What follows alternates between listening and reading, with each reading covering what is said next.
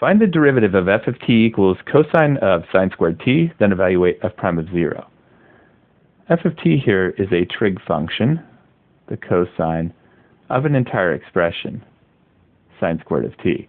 Let's remember that sine squared of t means sine of t and then quantity squared. We may want to rewrite it that way to make the derivative a little easier. The derivative, f prime of t, will be, we'll start with the derivative of the outermost function. That's cosine. Derivative of cosine is negative sine. We will leave its inside alone. I'm going to use the first version of the inside. Just looks a little cleaner. Sine squared of t.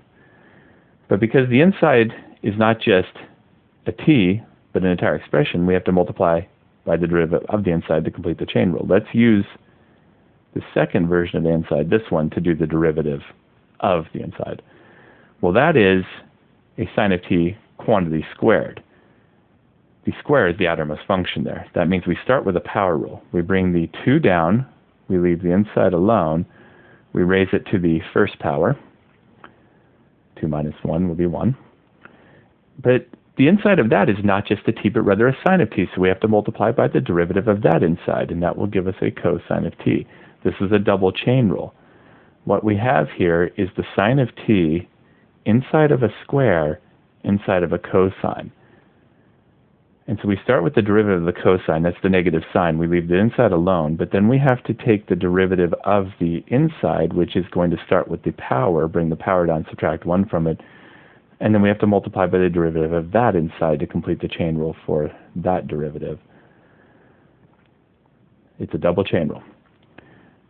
F prime of t can now be written, let's bring the 2 out with the negative, negative 2. I'll move the sine t and the cosine t out there as well. And I'll write the sign of the expression sine squared t last, it's just bigger. There is one more way to write this derivative. This version is fine, except that we do have an identity. 2 sine t cosine t could also be written as sine 2t.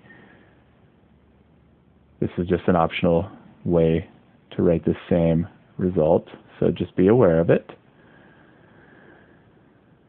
So negative sine 2t sine of sine squared of t. Now our next step is to evaluate f prime of 0, and we can use either version of the derivative that we just found. I'll just use the first version. This means to plug a 0 in for each of the t's, so negative 2 sine 0, cosine 0, and then sine of sine squared of 0.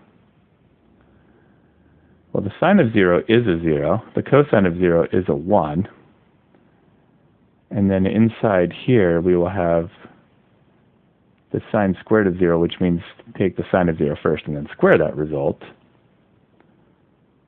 Well, outside we have negative 2 times 0 times 1. All of that multiplies to just be a 0. And then we have the sine of 0 squared. Sine of 0 is 0, so that's just 0 squared. But regardless, we have 0 multiplying it, so it's going to be 0 times